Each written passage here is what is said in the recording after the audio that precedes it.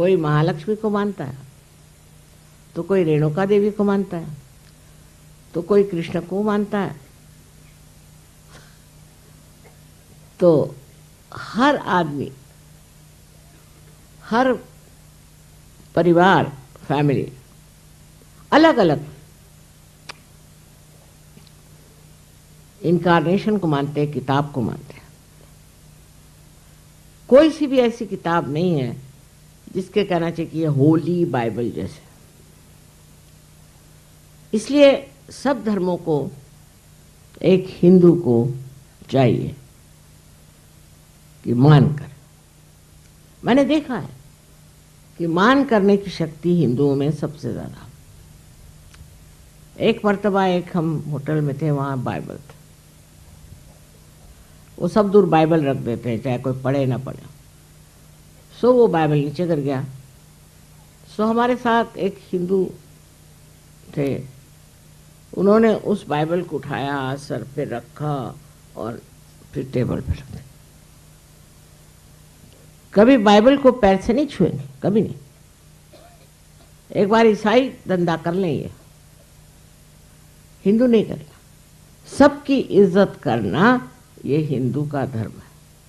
पर उससे आजकल जो लोग निकले हैं अजीब अजीब, अजीबो गरीब,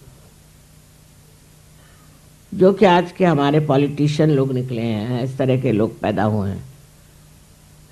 तो बरसात में जैसे मशरूम निकलती है, ऐसे कुछ लोग निकल आए। पर ये लोग हिंदू नहीं है। इनको अपने धर्म के बारे में कुछ मालूम है। उत्तर हिंदुस्तान के लोगों को तो बिल्कुल ही नहीं मालूम, और जो दक्षिण हिंदुस्तान के लोग हैं वो तो यही जानते कि ब्राह्मण को यहाँ पैसा देना है, वहाँ पैसा देना है, वो करना है, वो करना है। बस कर्मकांड के सिवाय इस महाराष्ट्र में और कुछ नहीं। इतने कर्मकांडी लोग हैं महाराष्ट्र में, बड़ी मेहनत करी हुई, सब व्यर्थ गई, क्योंकि बड़े कर्मकांडी हैं। वो छूट नहीं सकता उनसे। यहाँ सिद्धि विनायक का मंदिर है, उसके जो गणेश जी है उसको मैंने जागरूक मैंने की। अब देखती क्या हूँ कि वहाँ एक एक मील की लंबी कतारें, एक एक मील की, मंगलवार को खड़ी हुई। गणेश जी भी सो गए होंगे। इस कदर कर्मकांडी लोग महाराष्ट्र में हैं कि उस कर्मकांड से उनका स्वभाव जरा तीखा हो गया। और नॉर्थ इंडिया में भी मैंने देखा है कि कुछ लोग कर्मकांडी हैं, और जो कर्मकांडी लोग हैं उनमें गुस्सा बहुत बहुत तेज गुस्सा। और जो कर्मकांड में नहीं है वो लोग बहुत शांत। सो पहली चीज है कि कर्मकांड बंद करो, पर हर चीज का आदर करो। कर्मकांड बंद करो तो ये नहीं मतलब सबको लात मारते फिरो। ये संतुलन जो है यही ईसा मसीह ने सिखा। ये संतुलन आए बगैर आपका आज्ञा चक्र नहीं खुल सकता। सबका सम्मान, सबका आदर, और बेकार के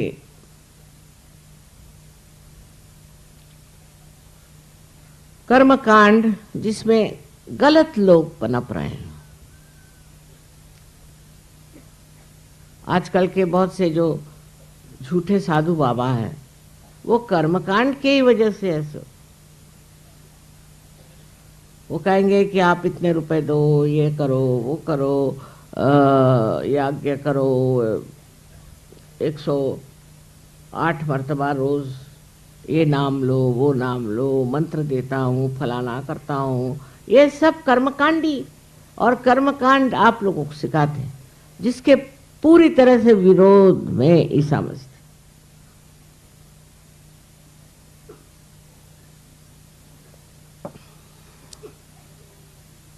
क्योंकि वो जानते थे कर्मकांड करने से आदमी अहंकारी हो जाए, और इस अहंकार को तोड़ने के लिए उन्होंने कर्मकांड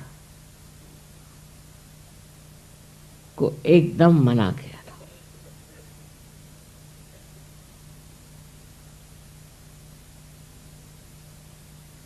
इसी तरह से परमात्मा के नाम पर कोई भी आदमी पैसा कमाए, इसके वो विरोध में थे।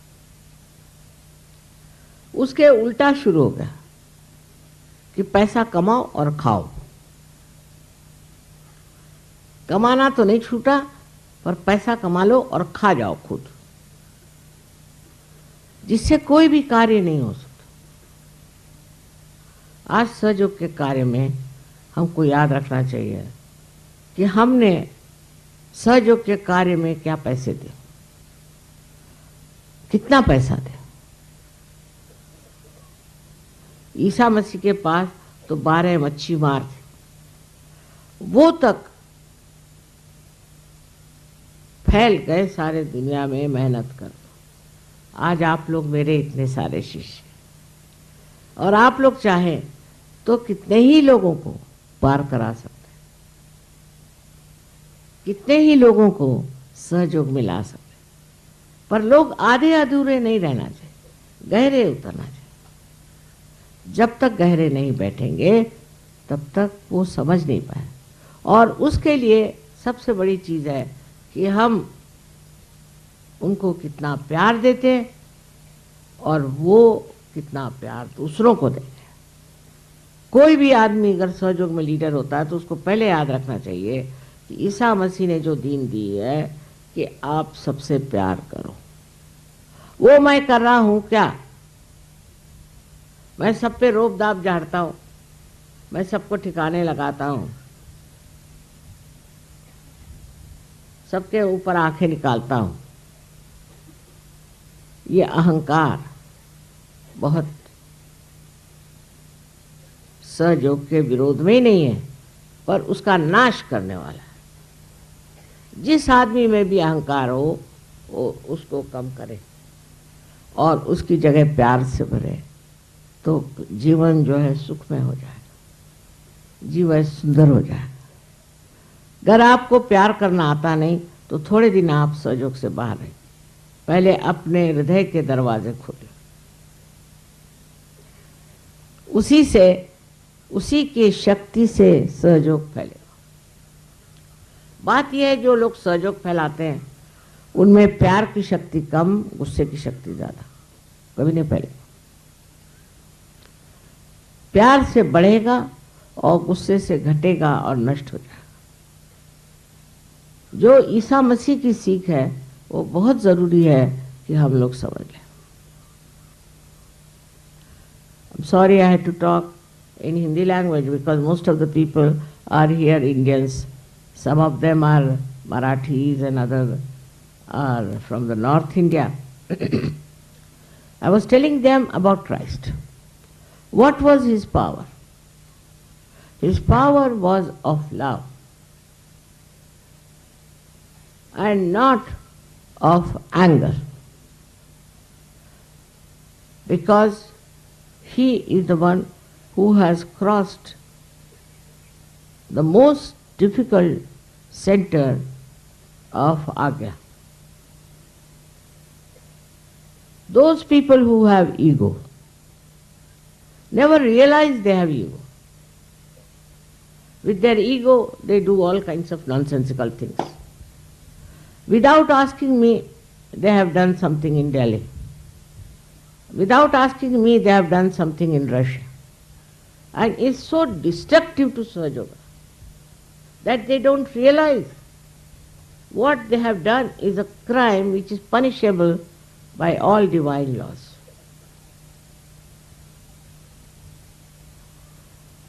If you want to do anything, you must tell me beforehand. You must consult me. You must talk to me because I know what is happening. You don't know. If somebody wants to cheat you, then how will you know? If you were so sensitive, you would find out. You would have asked me, Mother, what should we do? At least ask me. This is the main thing missing among Sahajogis now, that we have a kind of a very subtle ego. If you make somebody a leader, it's very dangerous sometimes if the leader develops ego because of his wife. It's a very difficult thing. They can destroy Sahaja Yoga completely. Anything is possible. So before you do anything like that, you have to consult. I am still living, and you can ask. You can write to me. You can telephone to me. At least I am there to tell you. But then you have to develop your balance and your love. That is only through this Parama Chaitanya. With this all-pervading power of divine love, you can develop that discretion, you can develop that special powers.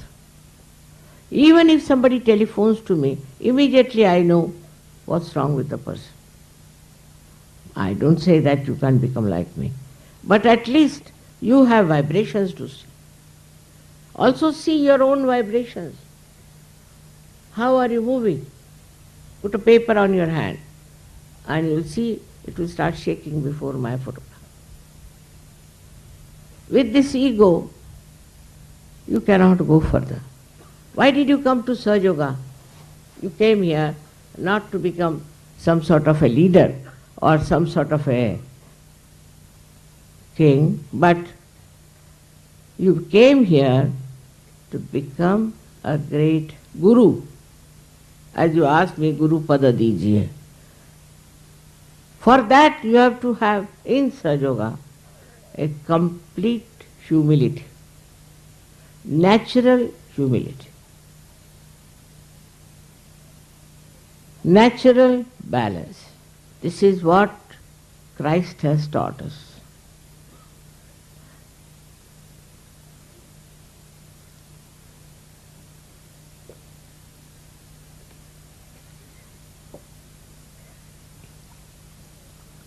At that time, I don't think people had that much ego. Ego is a modern present to you. People get ego out of anything. For example, I met one lady once and found her ego very bad. I said, what's the matter with her? So I asked my daughters, what does she do?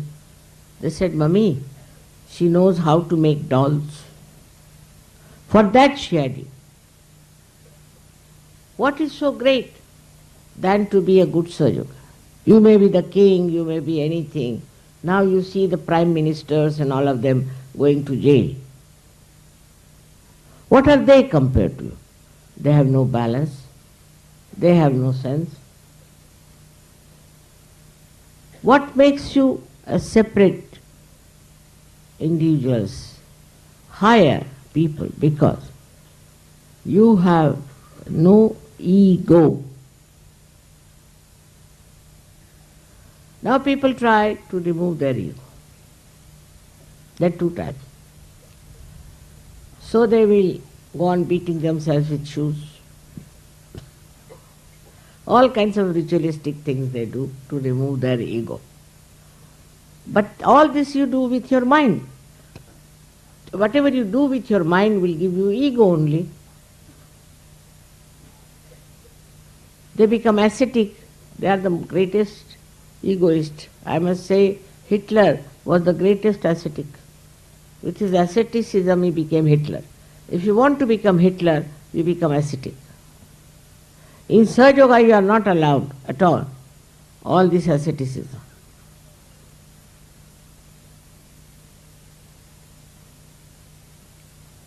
You have to be loving, affectionate, kind and disciplined. I must say this because when you are loving, you go out of bounds sometimes because you have no discipline of Sahaja Yoga. Loving doesn't mean that you become like a Romeo Juliet, doesn't mean that. You must have your balance through your discipline. If you have no discipline, you can never be a good Sahaja Yoga.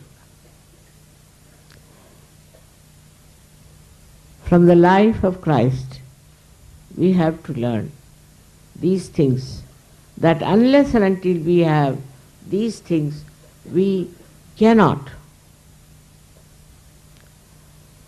become good Sahajogis. Firstly, ritualistic nature. Secondly, anger. Thirdly, miserliness. Like if you go to England, it's written there, save pounds by taking a taxi.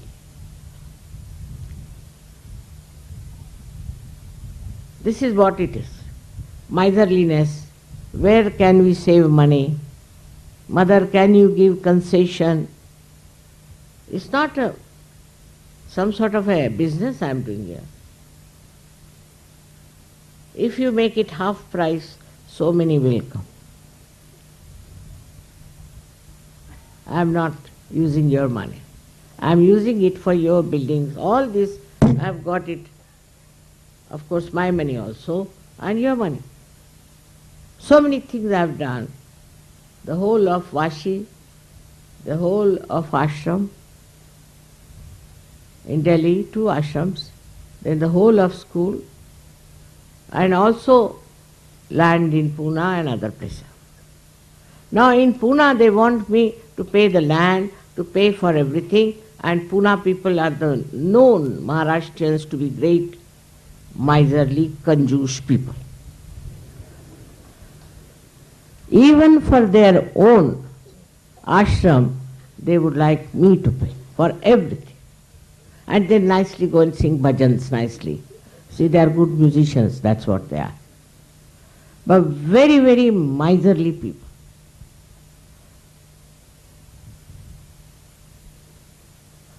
Miserly people can never love. They love money.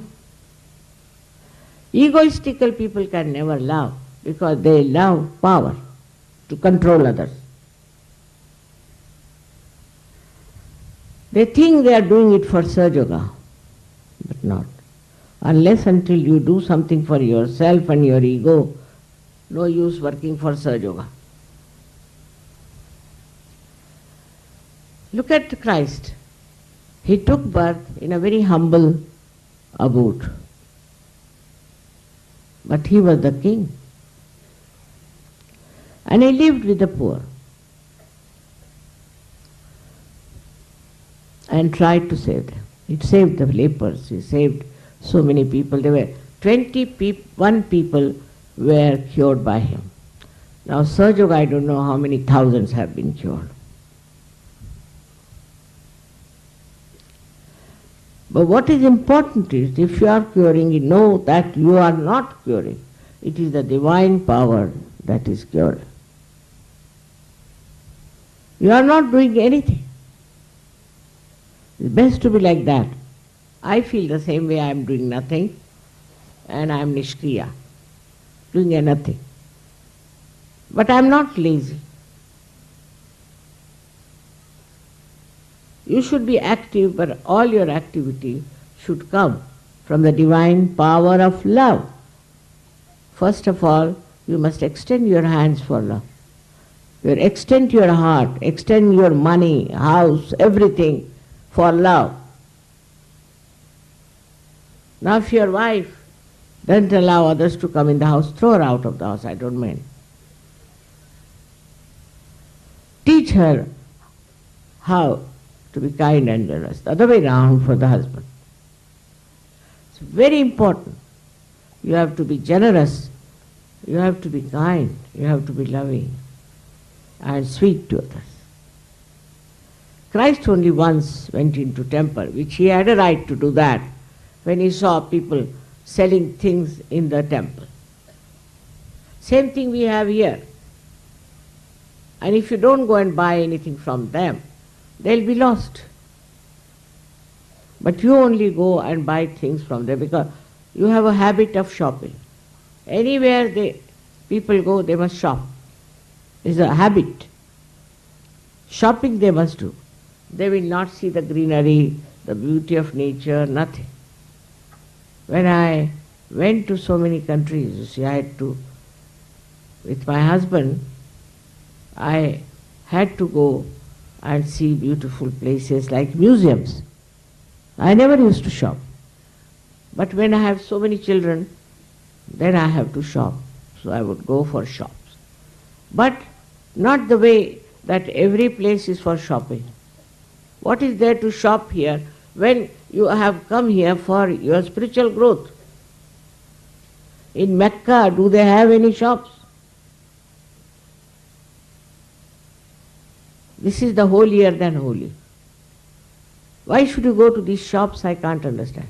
I have told them not to have shops, but you people are the ones who encourage. Who encourage them to make money out of us? Nothing essential to buy there. Now you have come to the holy occasion. Here you have come for your worship. In our Mahalakshmi temple, there are people who are selling garlands and things for the ladies' hair. But they say it is for the goddess. And they buy there, all the people who are coming stupidly, and give it to the Brahmin in the temple. And the Brahmin sells it back at a lower price. And his garlands are, I don't know how many times, sold and bought and sold and bought because of the stupidity of the people who go there. If they have to take something, they should buy from outside, not at the place where you have come.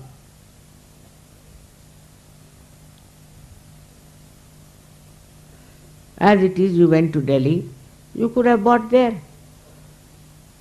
Or you came to Bombay, you could have bought there. But not in this place. We cannot make this place Bombay or Delhi. Otherwise, why should we come here? That's why Christ took a hunter and beat them, those who were selling things near the church. Now they don't have. I have seen near the church they don't have. They have outside. But they sell other things. Like Catholic Church sells a wine called Benedictine. Imagine. That's another story. Christ went for a wedding and they had no wine. Now in the Hebrew language, wine means the juice of the grapes. It doesn't mean fermented. So he converted water into that wine. You cannot convert water instantaneously into wine. Wine has to rot, has to smell. The more it smells, the best it is. But they think that Christ said you must drink, they say. He never said that. He just converted it into wine, meaning the taste of the juice of grapes. Once I went to some television and there was a very nice man in Italy. He said, "Mother, you first give me realization." So I said, "Get some water." Put my hand into it. Now you drink it. He said, "It is tasting like wine." I said, "This is what Christ did." He got his realization. Instantaneously you cannot make wine. But if somebody dies, they will drink. If somebody is born, they will drink. At any cost, without drinking, they are not normal.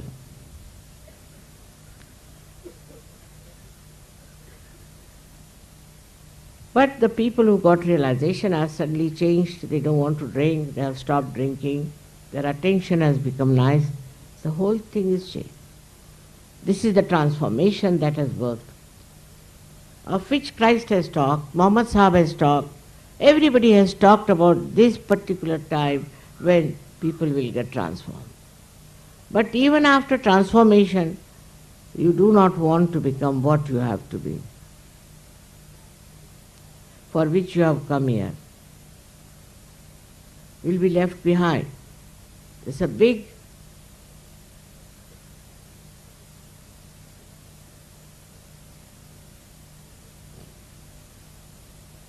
transformation is taking place. In that transformation also your rising is taking place. There's a big evolution going on. And those who will not evolve properly will be left behind. As it is said that this is the last judgment. And you will be judged. You will be left behind. You cannot adhere to people who are rising higher. With your weight you will fall down. So, for you to understand Christ is all these qualities you must have. If you are hot-tempered, all right, go and beat yourself with shoes. But if you are not, then you need not. You must know what you are. First of all, introspect. Accordingly, you should work it out, but this ritualism is not allowed in Sahaja Yoga all the time.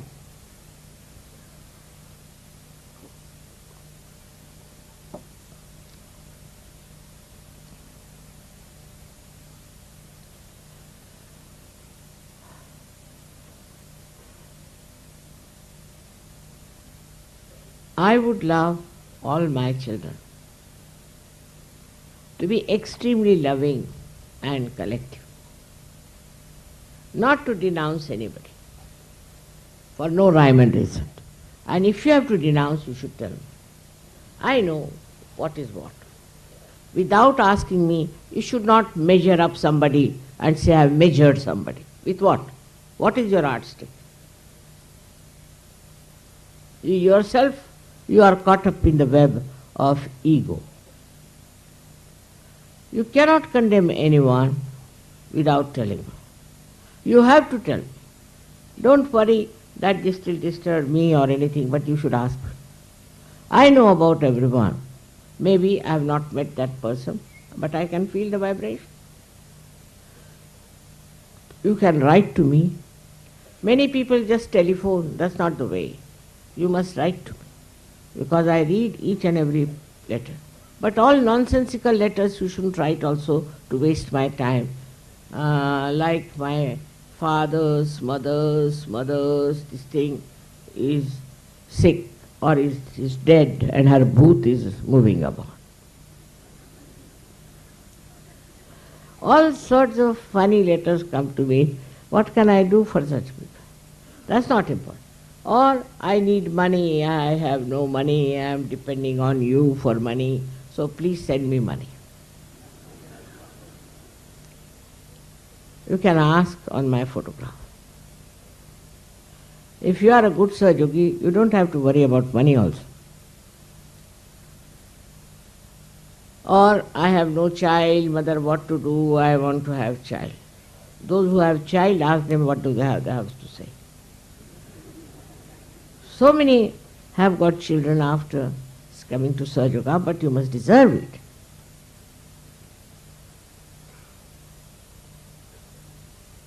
So many miracles have taken place. So many people have been cured, no doubt. But that doesn't mean you have done it. Don't get into the trap of ego. That's most dangerous. If you destroy Sahaja Yoga, you are destroying yourself.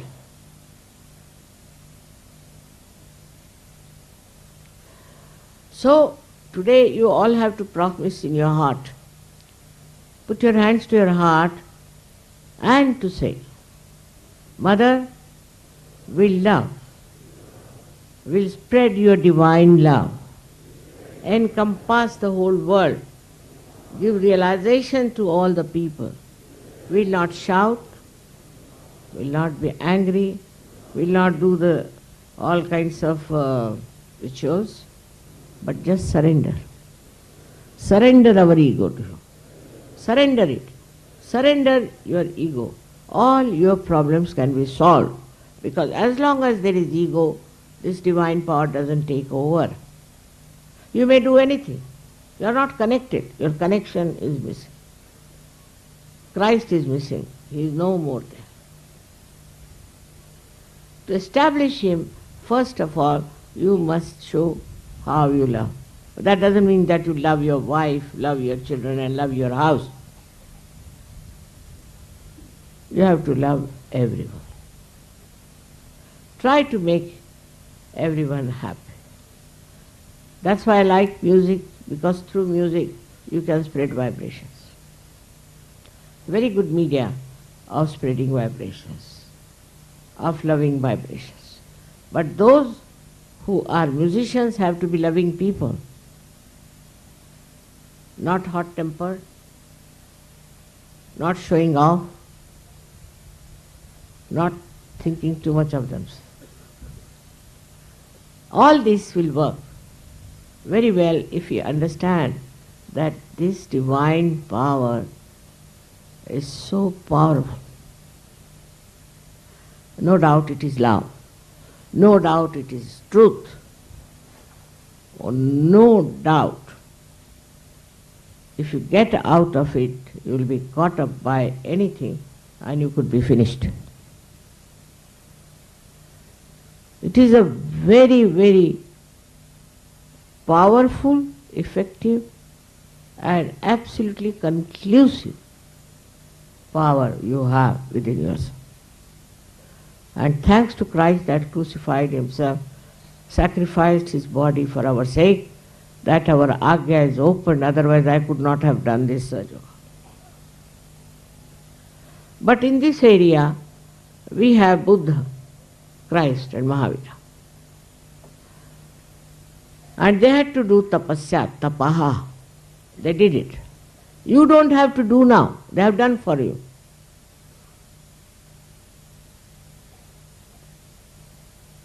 Now see, I saw the musicians yesterday. In 2-3 months they have learned so much.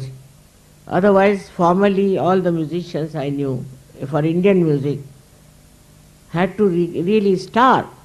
For months together they had to practice, years together they had to bow to their Guru. That's all over now. Because of this Param Chaitanya. And your power to be one with the divine. This divine power can transform you completely to such an extent that anything that you want to do, you can do it in 2-3 months. In Pune, when they were singing once, foreigners, as we call them, with respect. In India, foreigners means respect, not like other countries. So they were singing, there were some very great musicians had come. And they told me, Mother, we put down our head to them. Because how could these people who don't know a word about Indian music have learnt it so well, and the pronunciation of this Marathi language is very difficult, but they are so good at it. It's very surprising. Now all this has happened in your presence. In your presence. It's nice you have balloons here to celebrate Christ's birthday, and all these balloons in your head of ego should be burst, should be finished.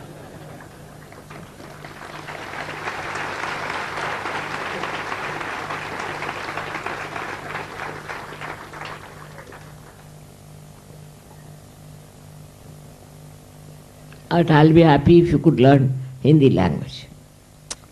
Well, I know English may not be so good, but best is to learn Hindi. Possible. Because there are already 14 languages in India and so many languages in another country. Every country has a different type of English language.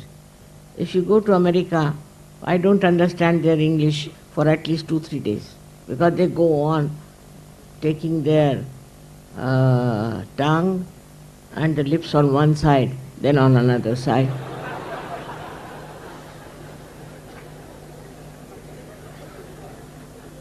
English of the French is another point. So best is to learn Hindi, and that too a good Hindi. not Sanskritized, but as they say, Rozmarra ke, day to day Hindi, because I feel better if you all understand what I am saying. It's not difficult because you are all Sahajogis, you can learn Hindi in no time. I am not saying learn Sanskrit, but Hindi is very easy. Try to, it's not my mother tongue. I have never studied Hindi language, never. But, you see, it's a very easy language to learn. But, as my father told me, never teach Hindi language to an Englishman. I said, why this advice? He said there was an Englishman who was after me that I should teach him Hindi. So he said, I have to tell my servant to open the door or to close the door. So for open the door, he said, you say, there was a cold day, means darwaza khol de.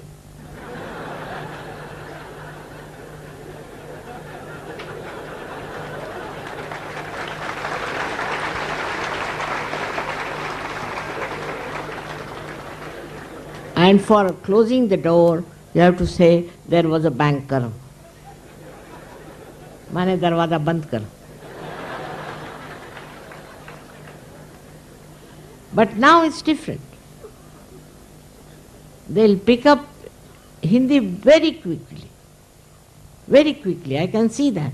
If they can learn this horrible Indian classical music, which is so difficult, so easily, what will happen? They can learn Hindi in no time and make me happier with that. Not because Hindi is my language, it's not, it's Marathi. Marathi very difficult, I don't think you can learn Marathi. It's very precise. I think that is one of the best languages to put down your ego. That's why Maharashtrians are normally not egoistical, because in their language there is built-in process. For example, somebody is boasting that I've done this, I've done that. So in Marathi they will say, don't climb on a bush or what we call the tree of chana, which is so big as that. Then the person is finished. Like that there are many words by which you can put down the ego of the man on his face. So Marathi language has so many advantages. But I would not ask you to learn Marathi language, it's not so easy. But Hindi you should. It is very easy. Very easy. But you must know one thing, that in Hindi language there is adab. Adab means modesty and respect, but more than respect, a style of saying things. Not Urdu, but Hindi of day-to-day talking. There is respect and a way to address others. To address others.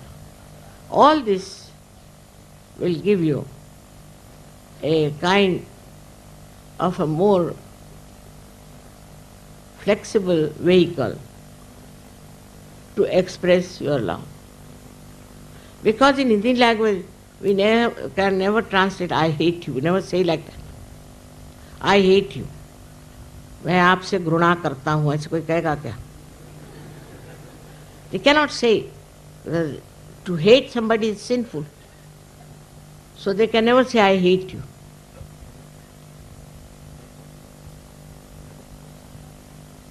Chastity is more in Marathi language, but it's little hard because it has got such, as I told you, idioms which can correct you just there. All this is just to request you now, if you can learn this music, which is very difficult. You can always learn a simple Hindi language, which is very, very easy and very, very easy to talk.